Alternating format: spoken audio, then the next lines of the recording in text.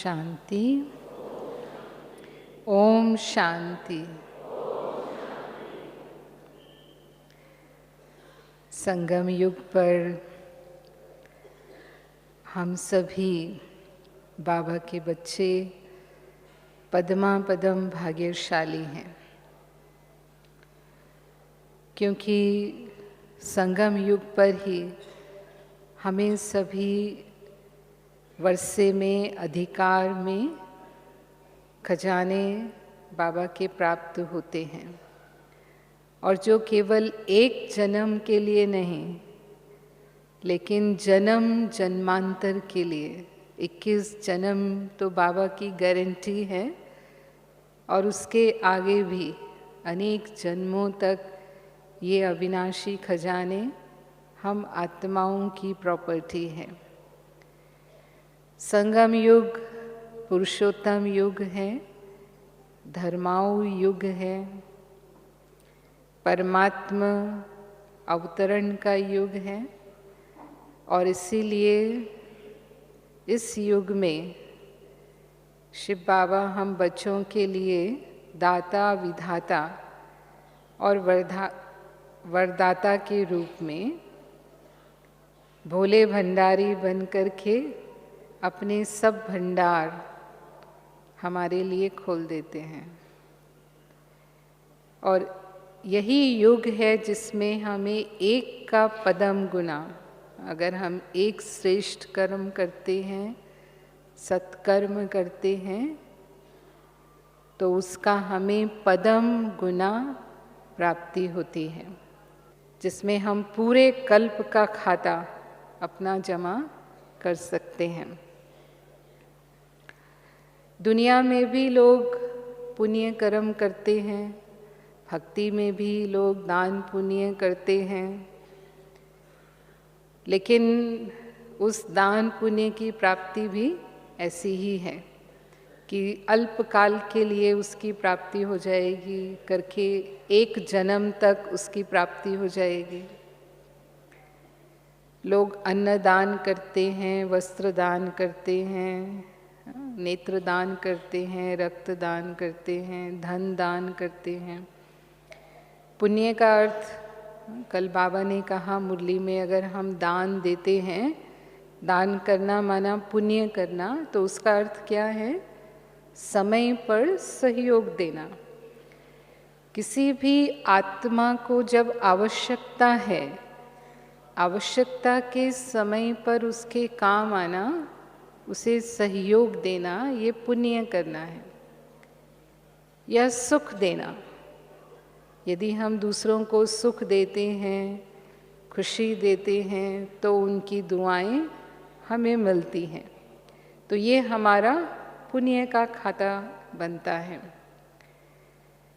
तो वो दुनिया में जो भी कर रहे हैं, वो भी यही प्रयास करते हैं कि जो हमें प्राप्त है उसके द्वारा हम दूसरों को सहयोग दें। अगर हम धनवान हैं, धन संपन्न हैं, तो हमारे धन से हम दूसरों की गरीबी को दूर कर पाएं, लेकिन फिर भी गरीबी तो दूर नहीं होती है। और उसका कारण कि धन संपन्न लोग बहुत कम हैं और गरीबों की संख्या बहुत ज़्यादा है। और बाबा तो आते ही हैं सदा काल के लिए सभी की गरीबी दूर हो जाए, है ना। तो हम बाबा के बच्चे भी दान करते हैं, यानी हम भी अन्न दान करते हैं, वस्त्र दान करते हैं, धन दान करते हैं, लेकिन अब हम इनडायरेक्ट नहीं करते जैसे दुनिया में लोग करते हैं। कुछ ईश्वर अर्थ करते हैं, कुछ ईश्वर के अर्थ नहीं भी करते हैं, सिर्फ भाव और भावना से करते हैं, लेकिन भाव और भावना में भी अंतर है। किस भावना से किया उस अनुसार उसका फल जमा होता है। हम सभी जानते हैं, अगर निस्वार्थ भाव से किया तो कहते हैं कि पूरा जमा होता है। गुप्त दान महापुण्य। एक हाथ से किया तो दूसरे हाथ को भी पता नहीं चले। बहुत कम लोग ऐसे होते हैं जो गुप्त दान में विश्वास रखते हैं ना, बिल्कुल निस्वार्थ भाव से करेंगे जो भी करेंगे। लेकिन अधिकतर लोग इच्छा रखते हैं कि हमने इतना धन दिया है या इतना हमने सहयोग दिया है तो उससे हमें कुछ नाम मिलना चाहिए, या फिर उसका वो वर्णन करते हैं माना मैंने इतना किया। तो अगर हमने उसका वर्णन किया या उससे हमें नाम मिला तो उसका फल हमने आधा यहीं खा लिया, आधा फल ख़त्म हो जाता है, वो जमा नहीं होता है, कम जमा होता है। और मानो हमने वो दान किया, दुनिया में भी ऐसे होता है कि अगर दान किया और उसमें कोई विघ्न आ गया, आपस में ही उसको लेकर के कुछ कहा सुनी हो गई, बहस हो गई, टेंशन हो गया, तो वो पूरा ही समाप्त हो जाता है। हम बाबा के बच्चे भी किस भाव से करते हैं, हम बाबा के घर में डायरेक्ट बाबा के अर्थ करते हैं तो हमारा एक जन्म के लिए नहीं, लेकिन आने वाले 21 जन्मों के लिए जमा होता है। लेकिन अगर हमने भी गुप्त दान किया है तो महापुण्य यानी 100% वो जमा होता है, जो पदम गुना होकर के जमा होना चाहिए। जैसे पुराने समय में जो माताएं थी वो एक कटोरी घी ले आएंगी, बाबा के घर के लिए एक कटोरी चावल ले आएंगे, हाँ, एक कटोरी अनाज, कुछ भी दाल वो ले आएंगे, लेकिन बहुत प्यार से, दिल से। है उतना नहीं जितना है, भाव ये है कि बाबा के घर में हमारा कना दाना भी लगे। एक बार ऐसे ही सुनाते हैं हमारे बड़े जो बाबा के टाइम के, कि अमृतसर के एक भाई वो चावल की एक पोटली लेकर के आए और उन्होंने साकार बाबा को दी।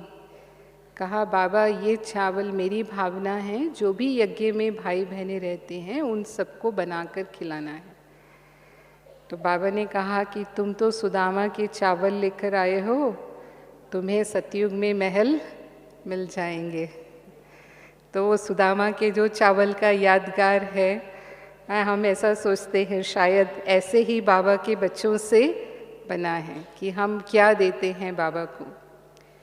तो हमारे पास तो कखपन ही है, कितना थोड़ा हम सफल कर पाते हैं अपना जो भी हम बाबा के घर में देते हैं। लेकिन भाव और भावना की बात है, तो यदि हम निस्वार्थ भाव से कर रहे हैं तो वो पूरा जमा होगा। लेकिन अगर हमने वर्णन कर दिया उसका, सुना दिया उसको, या हमने इच्छा की, कोई स्वार्थ रखा उसके पीछे कि हम बाबा के घर में कर तो रहे हैं, लेकिन जैसे भक्ति में भी लोग भगवान से करते ना, सौदा करते हैं कि हम इतना कर देंगे अगर आप मेरी ये मनोकामना पूरी कर दोगे। तो कई बार भक्ति के संस्कार है ना, अभी भी हमारे पूरी तरह भक्ति के संस्कार गए नहीं हैं, तो हम क्या करने लगते हैं कभी कभी, हाँ, सभी बाबा के बच्चे नहीं, लेकिन कभी कभी हम थोड़ा बहुत बाबा से फिर सौदा भी करते हैं कि बाबा ऐसा होगा तो हम इतना जो है बाबा के घर में कर देंगे। तो फिर वो हमारा पूरा जमा नहीं होता है, पूरा जो हमें पुण्य मिलना चाहिए वो नहीं मिलता है। फिर कहते हैं तुरंत दान महापुण्य।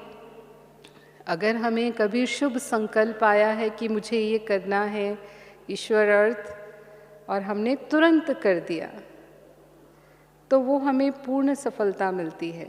लेकिन अगर हमने उसको थोड़ा टाल दिया, तुरंत नहीं किया, ठीक है संकल्प आया है कल कर लेंगे या जब होगा हमसे तब कर लेंगे, तो उस बीच में कई परिस्थितियां आ सकती हैं, विघ्न पैदा हो सकते हैं और हमारा जो हमने संकल्प किया वो टल सकता है, यानी हमेशा के लिए वो नहीं हो पाए हमसे, ऐसा भी हो सकता है। और इसीलिए कहते हैं काल करे सो आज कर, यानी जो शुभ काम है उनको अभी का अभी कर लेना चाहिए, जो शुभ संकल्प हमें आते हैं।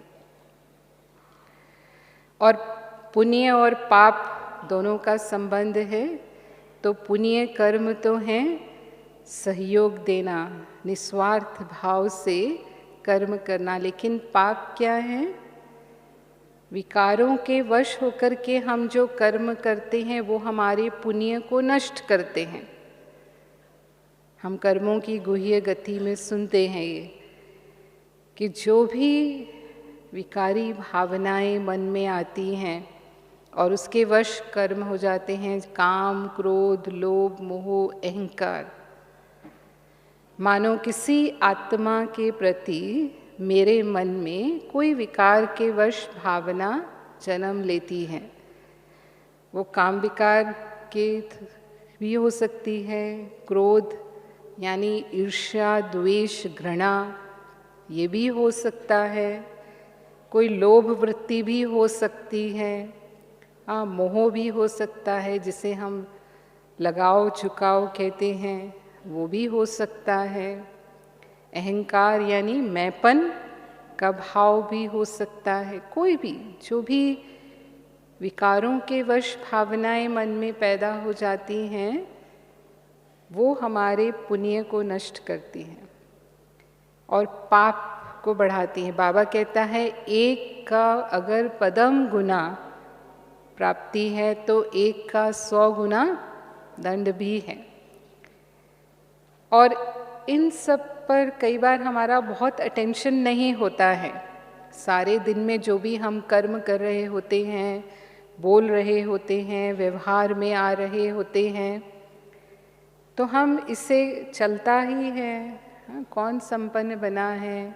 सभी तो ऐसा कर रहे हैं, मैंने भी ऐसा किया तो क्या हुआ? हम बहुत उसे साधारण रीति से अलबेलेपन में चलाते हैं और क्या करते जाते हैं?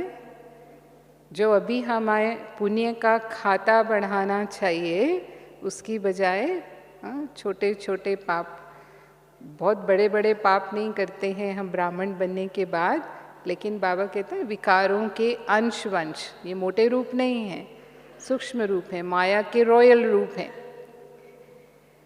और अगर हमने अटेंशन नहीं दिया तो ये रहने ही वाले हैं हमारे साथ। और हर दिन हम बहुत छोटे छोटे ये विकर्म करते करते अपना पाप का बोझा बढ़ाने लगते हैं और फिर हमारा योग नहीं लगता है।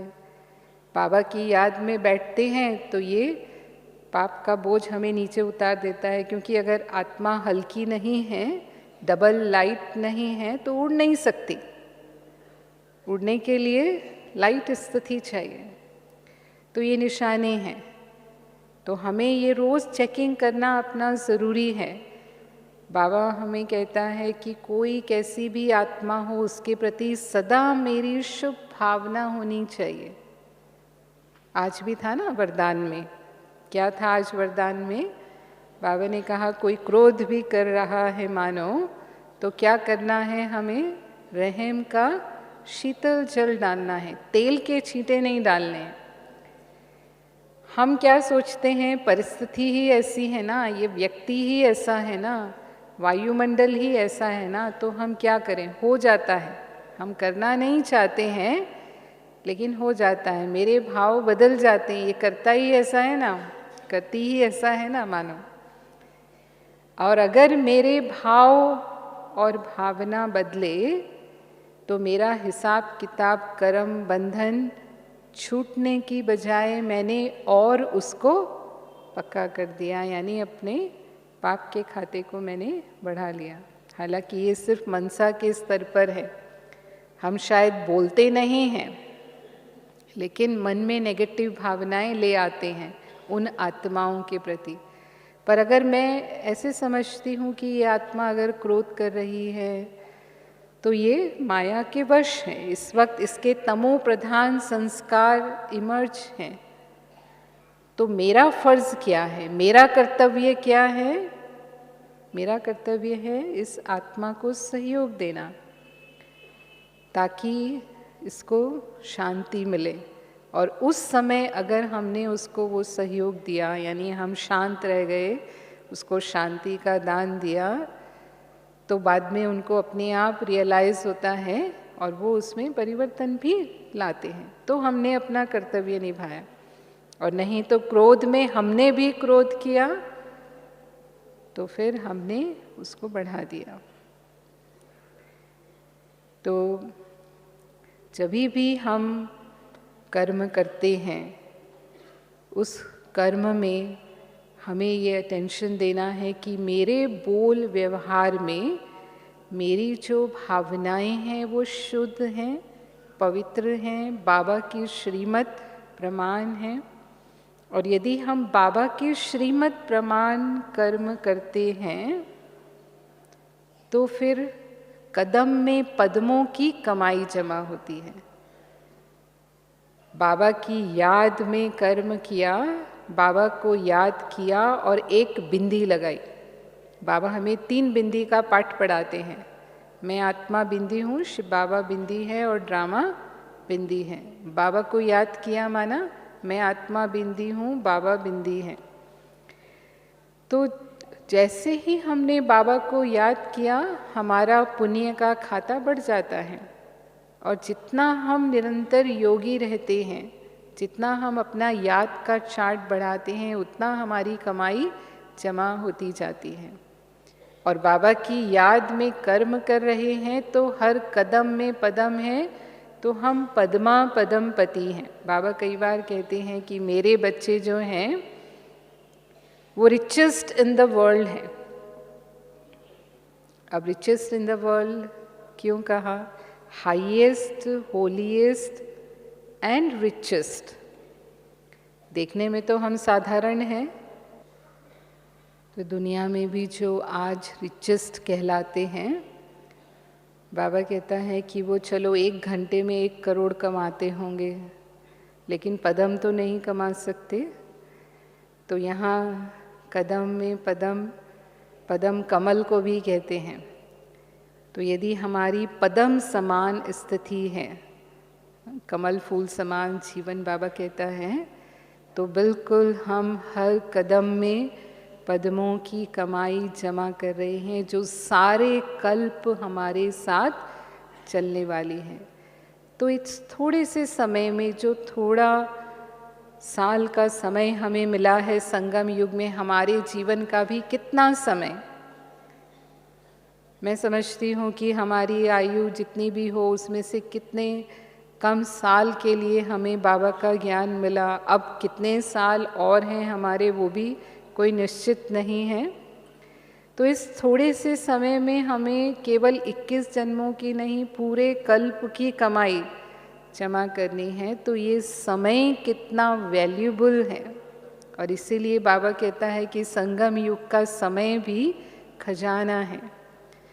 हमारा एक एक सेकंड वैल्यूबल है, एक एक सेकंड भी वर्षों के बराबर है। तो यदि हम समय को व्यर्थ गंवाते हैं, कई बार हम समय की वैल्यू नहीं समझते हैं और यूं ही व्यर्थ की बातों में, इसके उसके समाचार की लेन देन में, या वैसे ही आजकल सोशल मीडिया बहुत पॉपुलर है। सोशल मीडिया सब समझते हैं, व्हाट्सएप है या इंटरनेट है, जो भी टेलीविज़न है, उसमें भी हमारा काफ़ी समय चला जाता है। तो अगर हम अपने टाइम को वेस्ट करते हैं तो फिर हम अपनी कमाई में कमी ला रहे हैं। और इसीलिए बाबा कहता है कि मैं सबको एक जैसा देता हूँ, एक के द्वारा एक जैसा। किसी में अंतर नहीं रखता है बाबा कि ये समर्पित है इसीलिए इनको ज़्यादा, इनको 10 पदम, और ये परिवार में रहते हैं, ट्रस्टी बन के रहते हैं, इसलिए इनको 2 पदम। ऐसे डिफरेंस करता है बाबा? बाबा कोई डिफरेंस नहीं करता। और बाबा कहता है इतना अखुट खजाना है कि सारी दुनिया की आत्माएं भी अगर बाबा से ले लें तो भी खुटने वाला नहीं है, लेकिन लेने वालों में अंतर पड़ जाता है, क्योंकि हम उस खजाने को कितना संभालते हैं और कितना उससे बढ़ाते हैं। दोनों ही बातें हैं। ज्ञान का खजाना मिला हमें बाबा से, हमें शक्तियों का खजाना मिला, गुणों का खजाना मिला, संकल्प का खजाना मिला, समय का खजाना, हमने बात की समय, श्वास, संकल्प, ये सब खजाने ये अविनाशी खजाने हैं। वो धन दान करेंगे तो वो धन कम भी हो सकता है, स्थूल धन दान करेंगे तो उसमें कमी आ सकती है, लेकिन ये अविनाशी खजाने ऐसे खजाने हैं कि जितना हम दान करेंगे उतना ही बढ़ते हैं, जितना सफल करेंगे उतना हमारा जमा का खाता बढ़ता जाएगा। जिसे कहते हैं धन दिए धन ना खुटे, ये वो वाला धन है। तो ज्ञान धन भी वो धन है। हमें बाबा के ज्ञान को, बाबा के संदेश को पूरी दुनिया तक पहुंचाना है। ये हम बाबा के बच्चों की जिम्मेवारी है। आज भी बाबा की मुरली में था, कितना बाबा ने कहा, हाँ शिवरात्रि आ रही है तो हमें क्या करना है, क्या करना है, क्या करना है, अखबार में 1-2 पेज विशेष, चाहे पैसा खर्च करना पड़े, लेकिन पैसा खर्च करके भी हाँ वो संदेश जो मुख्य मुख्य चित्र हैं वो उसमें डाल देना है ना। तो बाबा को भी कितनी फिक्र है कि मेरा एक एक बच्चा कोई भी वर्षा लेने से वंचित ना रह जाए, किसी का उलाहना ना रहे कि भगवान आया और हमें पता ही नहीं चला। अब तो हम क्या कहेंगे, बाबा का पाठ कहाँ पहुँच चुका है। हाँ, हम सब जानते हैं कि टू लेट हो चुका है। अभी तो जो समय था लेट का अब टू लेट में बदल चुका है। तो कितना कम समय है आज हमारे पास। और ज्ञान सिर्फ दूसरों को बांटने की बात नहीं, लेकिन स्व के प्रति हम उसे कितना यूज़ करते हैं। समय पर जब हमारे जीवन में माया आती है या हमारे जीवन में समस्याएं आती हैं, जब हमारे जीवन में परिस्थितियां आती हैं, क्योंकि ज्ञान से ही मुक्ति और जीवन मुक्ति मिलती है। मुक्ति तो परम धाम का रास्ता बाबा हमें बताता है, और जीवन मुक्ति का अर्थ है जीवन में रहते हुए दुखों, रोगों, कष्टों से मुक्ति। तो मैं दुख और अशांति के जो कारण हैं उन कारणों का निवारण ज्ञान से कर सकती हूँ।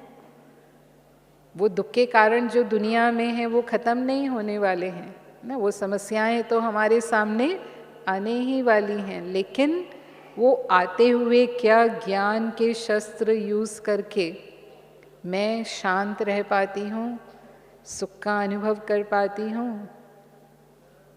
तो इसका मतलब मैंने उसे यूज़ किया।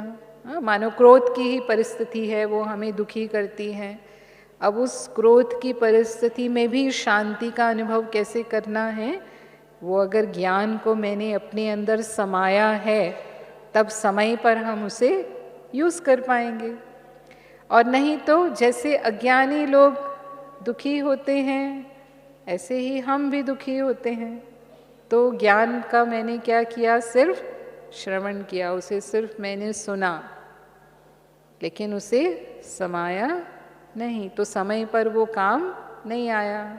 जैसे खजाने होते हैं किसी के पास और वो उसे तिजोरी में बंद रखते हैं। खजाना मतलब धन है लेकिन तिजोरी में बंद है। खुश होते हैं कि बहुत धन है हमारे पास।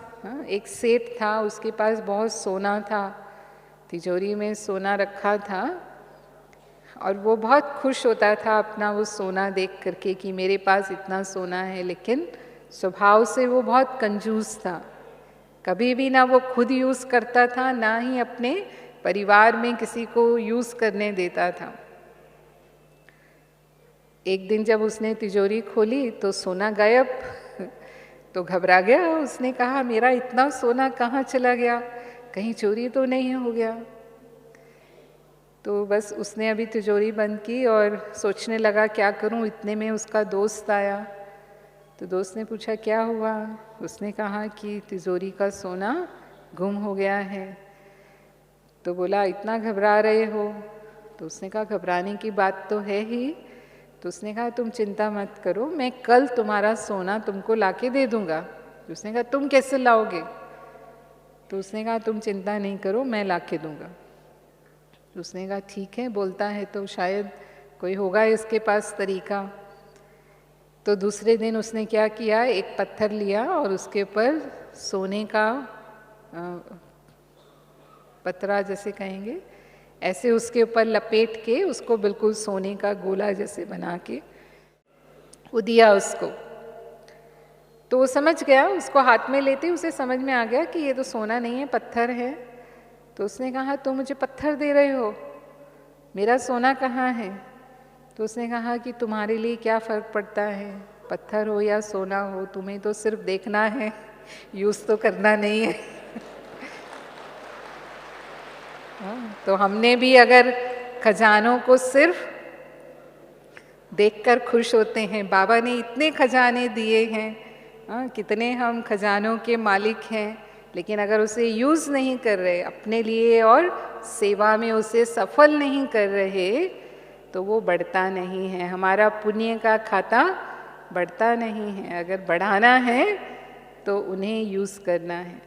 अब बाबा ने हमें शक्तियों का खजाना दिया है, सहन करने की शक्ति है, समाने की शक्ति है, निर्णय करने की शक्ति है, और भी विस्तार को सार में लाने की शक्ति है। अब मानो कोई परिस्थिति आई और मुझे शक्तियों को यूज़ करना है। कई बार हमें सहन भी करना होता है और फिर समाना भी होता है, दोनों ही बातें होती हैं। और कई बार सामना करना होता है।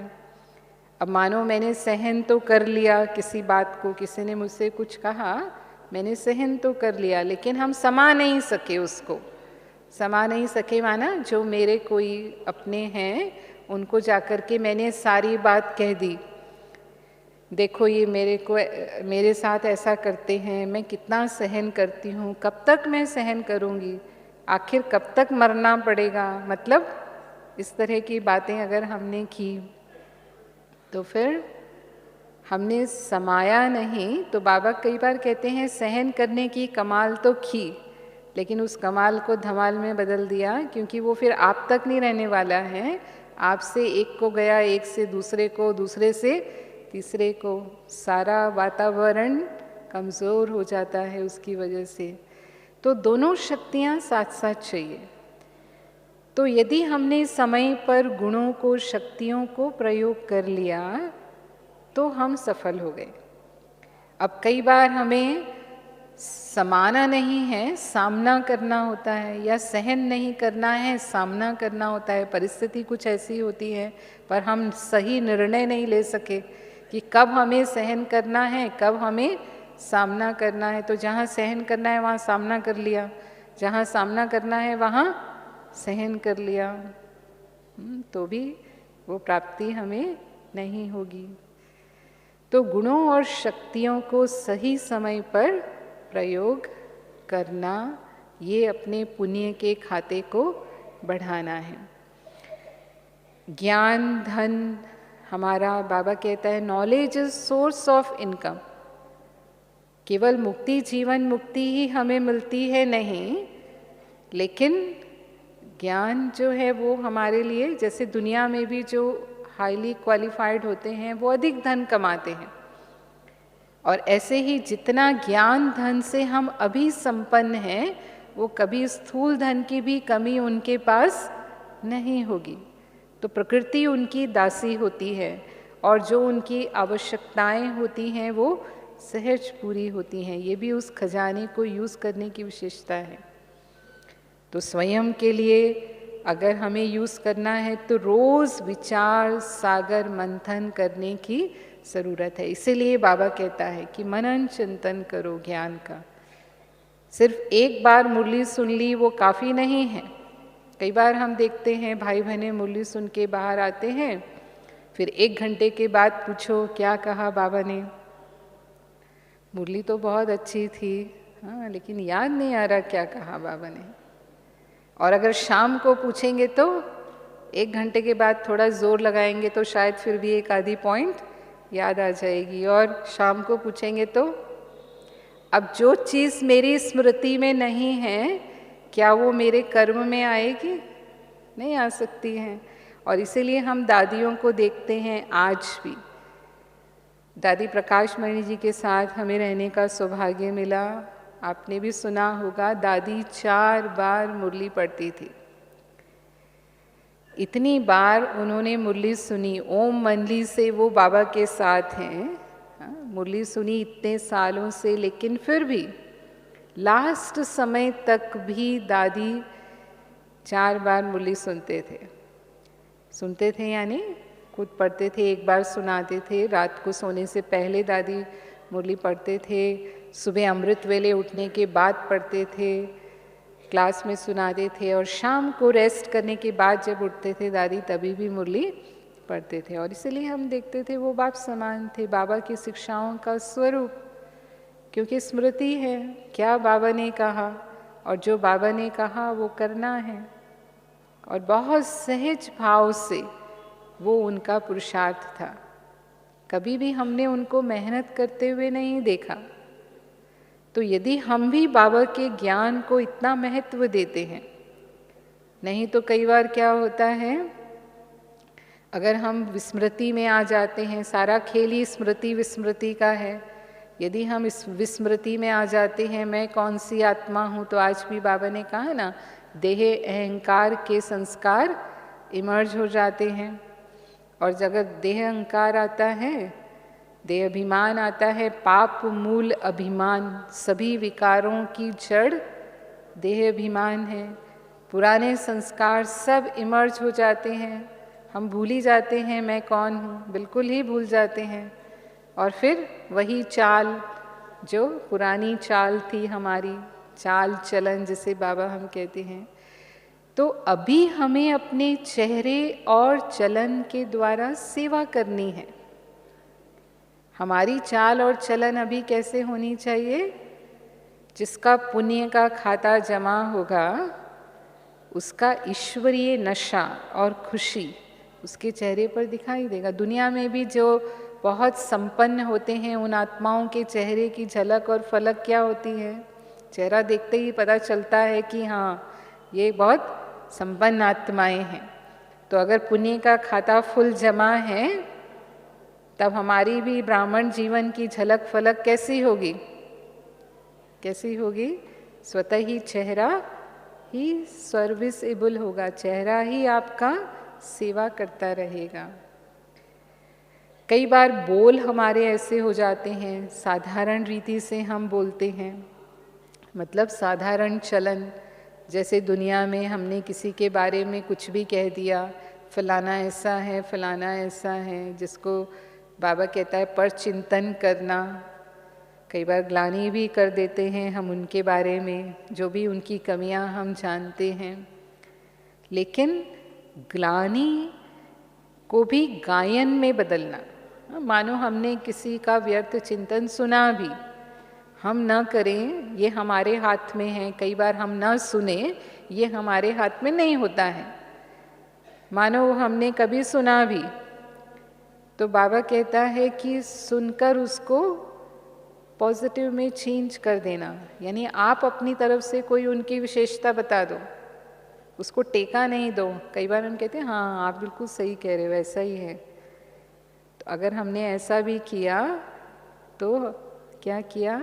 अपना पाप का खाता बना लिया, हम भागीदार हो गए उसमें। भले मैंने ग्लानि नहीं की, लेकिन अगर मैंने हाँ भी किया तो कई बार इसीलिए कहते हैं कर्म की गति अति सूक्ष्म है। हम सोचते हैं हम तो किसी का बुरा नहीं करते, हम तो किसी को दुख नहीं देते, क्यों मेरे साथ ऐसा होता है? पूछते ना सवाल। ये जो हम सूक्ष्म खाते बनाते रहते हैं, इसका कोई हिसाब है? हाँ, सोचते हैं, बोलते हैं, साधारण रीति से व्यर्थ समय अपना गंवाते हैं, ये सब वो सब कर्म के हिसाब किताब तो हमें यहीं चुकतू करने हैं ना। और अगर ब्राह्मण बनने के बाद हम कर रहे हैं तो 100 गुना हो रहा है। वो भी हम हिसाब अगर समझें तो कितना ज़्यादा हम उसको मल्टीप्लाई कर लेते हैं। तो दुनिया के हिसाब से हमारा पाप का खाता भी ज़्यादा होता है और पुण्य का खाता भी हमारा पदम गुनाह होता है। तो हमें वो सावधानी रखने की बहुत ज़रूरत है ब्राह्मण जीवन में कि मेरा पुण्य का खाता ही जमा होता जाए, पुण्य का खाता ही मेरा बढ़ता जाए। फिर जो भी सेवा हम कर रहे हैं, मनसा वाचा कर्मणा, 3 तरह से हम बाबा की सेवा करते हैं। तो सेवा भी अगर हमने ड्यूटी प्रमाण की, मुझे ड्यूटी मिली है, ये ड्यूटी मुझे करनी है, अपना काम पूरा किया, बस मेरा पूरा हुआ, और एक दिल से करते हैं, बहुत दिल से बाबा की सेवा कर रहे हैं, बहुत लगन से प्यार से कर रहे हैं, तो बाबा कहता है उसका पूरा जमा होता है। और यदि हमने सिर्फ ड्यूटी प्रमाण अपना काम किया तो उसमें भी परसेंटेज में फ़र्क पड़ जाता है पुण्य जमा होने में, क्योंकि सेवा हमारी कमाई, संगम युग की कमाई का सबसे बड़ा साधन है, जो भी हम मनसा वाचा कर्मणा सेवा कर रहे हैं। और कई बार हमें वाचा का चांस नहीं मिलता है, क्योंकि वाचा सेवा सब नहीं करते हैं। चलो हम अपने मिलने वालों को अपने अनुभव सुनाकर सेवा कर सकते हैं, जो भी हमारे मित्र संबंधी हैं उन तक बाबा का ज्ञान पहुँचे, ये हमारी जिम्मेवारी है। और वो हमसे ज्ञान सुनकर के ज़्यादा संतुष्ट नहीं होते, यह हम सब जानते हैं। हमारे मित्र संबंधी हमसे ज्ञान सुनकर संतुष्ट नहीं होंगे, लेकिन आपके जीवन देख करके उनकी सेवा हो सकती है। तो अगर मित्र संबंधियों की सेवा करना चाहते हैं हम, तो हमारा जीवन बिल्कुल बाबा की श्रीमत प्रमाण होना चाहिए, तब हम उन आत्माओं की सेवा कर सकते हैं। लेकिन हम कर्मणा सेवा वो सहज कर सकते हैं जब भी यज्ञ सेवा में हमें चांस मिलता है, चाहे हम सेंटर पर रहते हैं, वो भी सेंटर पर रहते हैं या सेंटर पर जाते हैं। सेवा के प्रोग्राम आजकल होते ही रहते हैं और उसमें भाई बहनों का सहयोग होता ही है। उसमें हमें जो भी सेवा मिलती है वो सेवा हम करते हैं, वो कर्मणा सेवा का चांस भी हमें लेना है। आज भी बाबा ने मुरली में कहा, बर्तन मांजने की बात जैसे बाबा ने कही आज मुरली में, अब ऐसी सेवा करना लोग पसंद नहीं करते हैं। सफाई करना, बर्तन साफ करना, कपड़े धोना, आजकल घरों में भी नहीं करते हैं लोग। घरों में भी नौकर रख लेते हैं, सफाई करना है, बर्तन मांजना है। फिर बाबा के घर में जाकर के, जैसे गुरुद्वारे वगैरह में जाते हैं, कई बार देखते हैं वहाँ भी लोग इस तरह से सेवा करते हैं। जो सेवा मैंने देखा वहाँ तो जूते चप्पल की सेवा भी लोग करते हैं, जूते चप्पल रखना देना, ये सब अच्छे बड़े बड़े लोग, अच्छे धनवान लोग भी इस तरह की सेवा करते हैं। तो जितना हम देही अभिमानी होकर के जो सेवा मिले, नहीं मैं तो फलाना हूँ और मेरी ये विशेषता है, हम तो ये कर सकते हैं, बहुत बुद्धिशाली हैं, मानो कोई ऊंची पोस्ट पर काम करते हैं। वैसे तो बहनें जो सेवा देती हैं वो योग्यता के प्रमाण ही देती हैं, लेकिन कभी अगर ऐसा होता है, मानो इस तरह की कोई सेवा की भी आवश्यकता पड़ गई, तो फिर यदि हम बाबा की याद में वो सेवा दिल से करते हैं तो वो हमारा जो पुण्य जमा होता है वो उससे भी अधिक होता है जो हम समझते हैं मुझे सेवा मिलनी चाहिए। तो कर्मणा सेवा का भी जब भी हमें चांस मिलता है वो भी हम दिल से करें। और बाबा कहता है मनसा तो हम हमेशा कर सकते हैं, क्योंकि वाचा कर्मणा के तो चांस की बात है, लेकिन मनसा सेवा तो अगर हम बीमार हैं तो भी कर सकते हैं, अगर हम बिस्तर पर हैं, अगर हमारी बुद्धि सालिम है। कोई मानसिक रोगी है उसकी बात अलग है, लेकिन अगर शरीर अस्वस्थ है लेकिन अगर मन स्वस्थ है हमारा, और यदि हम अतीन्द्रिय सुख की स्थिति का अनुभव करते हैं फिर भी उस रोग का प्रभाव मेरे मन पर नहीं है, मेरी आत्मा स्वस्थ है, तो हम बहुत अपने भाई बहनों को देखते हैं, दादियों के द्वारा हम देखते हैं कैसे सेवा हुई है, क्योंकि तन के हिसाब किताब भी हम सब यहीं चुकतू करते हैं, तो कोई ना कोई तन की बीमारी ऐसी हो ही जाती है कभी ना कभी, कभी हमें हॉस्पिटल में भर्ती होना पड़ता है, मानो कोई ऑपरेशन कराना पड़ता है, ऐसा होता है। तो अगर उस समय मेरे मन की स्थिति सुख शांति की है, तो जो डॉक्टर हैं वो भी फील करते हैं कि ये पेशेंट मेरे और पेशेंट से बिल्कुल अलग है। ये आकर के अपने दुख का रोना हाय हाय नहीं करते हैं ये, या फिर वो ऐसा फील करते हैं कि इनको मिलने से मुझे इनको कहेंगे कि भाई हाल चाल पूछ के इनको मैं सुख दूं, वो वाली बात नहीं, बाकी इनसे मिलकर मुझे सुख का अनुभव हो रहा है। तो गुलजार दादी और निर्वैर भाई हमारे, हम सब जानते हैं। तो जब एक बार वो बॉम्बे हॉस्पिटल में उनको एडमिट किया गया था, ये जो ग्लोबल हॉस्पिटल बना वो उसी का परिणाम है।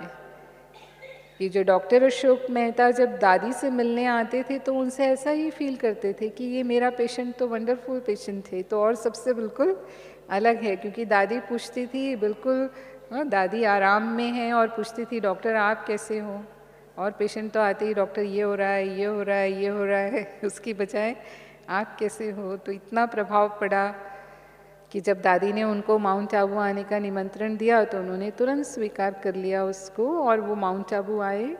और जब माउंट आबू आए और वो सब बाबा का कार्य उन्होंने देखा तो उनको वो संकल्प आया कि इतनी बड़ी ये संस्था, अंतर्राष्ट्रीय संस्था है, यहाँ तो एक अस्पताल होना चाहिए। तो उन्होंने दादी जी को संकल्प दिया कि दादी जी यहाँ एक अस्पताल होना चाहिए। और फिर उसके बाद निर्वैर भाई जब एडमिट हुए तो एक वाटुमल हैं जो अपनी दादियों में से ही किसी दादी के संबंधी थे, वो उनसे मिलने के लिए आए। और जब वो उनसे मिले तो इतना इम्प्रेस हुए कि उन्होंने कहा कि उस हॉस्पिटल, जो आप हॉस्पिटल क्या बनाने का सोचते हैं, उसके लिए जो धन चाहिए वो धन में से 50 लाख जो हैं वो मैं, आप शुरुआत करो और मैं आपको वो धन देता हूँ। तो देखिए, और इस तरह से वो ग्लोबल हॉस्पिटल, तो सेवा हुई। ऐसे बाबा कहता है कि आप जहाँ भी जाते हो, लेकिन अगर हमारा मन स्वस्थ है और बाबा की याद है तो वो भी सेवा इस तरह से पुण्य को बढ़ाने वाली हो जाती है। आज उससे कितनी आत्माओं की दुआएं, आज हॉस्पिटल से कितनी सेवा हो रही है, कितने जो दुखी हैं, रोगी हैं, उन आत्माओं के कष्ट दूर हो रहे हैं। शारीरिक कष्ट, क्योंकि दोनों ही आत्मा और शरीर दोनों से मिलकर के हमारा ये जीवन है, तो संगम युग में ये शरीर भी वैल्यूबल है, क्योंकि शरीर स्वस्थ है तभी हम पुरुषार्थ कर पाते हैं, तभी तीव्र पुरुषार्थ कर पाएंगे। तो इसीलिए बाबा कहता है शरीर की नॉलेज होना भी आवश्यक है कि हम शरीर को स्वस्थ कैसे रख सकें। तो वो नॉलेज देने के लिए भी स्थान बना डबल हॉस्पिटल। ये अपना हॉस्पिटल तो है ही, रूहानी हॉस्पिटल तो है ही, पर शारीरिक कष्ट भी दूर हों, वो हॉस्पिटल के भी वो निमित्त उनकी वो सेवा बन गई। तो हमारा जीवन भी ऐसा हो कि अन्य आत्माओं के प्रति जो भी हमारे भाव भावनाएं हैं वो सदा पवित्र हों, शुद्ध हों। हमारे जो बोल हैं उनके उमंग उत्साह बढ़ाने वाले हों, उनको हिम्मत देने वाले हों। श्रेष्ठ कर्म हों जो सदा दूसरों को सुख देने वाले हों, संतुष्ट करने वाले हों। कई बार हम ये भी सोचते हैं कि हम सुख देने का सोचते तो हैं, हमसे सब संतुष्ट रहें, लेकिन ये तो संभव ही नहीं है कि सब हमसे संतुष्ट रहें। हो ही नहीं सकता है, कोई ना कोई तो असंतुष्ट हो ही जाता है, कोई ना कोई तो नाराज़ हो ही जाता है। कई बार ऐसा भी होता है कि उनकी हमारे प्रति भावनाएं अच्छी नहीं होती, कभी ईर्ष्या की भावना है या उनकी हमारे प्रति नफरत की भावना है। हम कितना भी अच्छा कर लें उनके लिए, कितना भी अच्छा उनको देने की कोशिश करें, लेकिन उनको हमारा वो अच्छा लगता ही नहीं है। अब उनको हमारे में कोई ना कोई नेगेटिविटी नज़र आई जाती है। मतलब मेरी नज़र कहाँ है, कमी पर है या विशेषता पर है, उस पर ही वो निर्भर करता है। तो बाबा कहता है 5% की छूट है, 100 में से अगर 5 आपसे असंतुष्ट होते हैं तो वो माफ़ है, वो कोई बात नहीं, इतना हिसाब किताब तो रहेगा, लेकिन उसको भी शुभ भावना शुभकामना से चुकतू करना है। अब बढ़ता कैसे है वो भी हमने समझ लिया कि अगर उनकी भावना नेगेटिव है और मेरी भी नेगेटिव हो गई तो हमने उसको बढ़ा लिया। लेकिन अगर उनकी नेगेटिव है लेकिन फिर भी मेरी भावना शुभ है, पॉजिटिव है, तो वो हमने उसको चुकतू किया और धीरे धीरे वो भी खत्म हो जाएगा, तो वो परिवर्तन हो जाएगा। तो इस तरह से यदि हम चाहते हैं कि कम समय में हम अपने पूरे कल्प की फुल कमाई जमा करें, मम्मा बाबा के समान हम उतना श्रेष्ठ पद पाएं, हम राज्य अधिकारी बने, तो हमें अपने पुण्य के खाते को, जमा के खाते को बढ़ाने के लिए फुल अटेंशन रखना है, अपनी मन वचन कर्म की पूरी चेकिंग रखनी है। ओम शांति।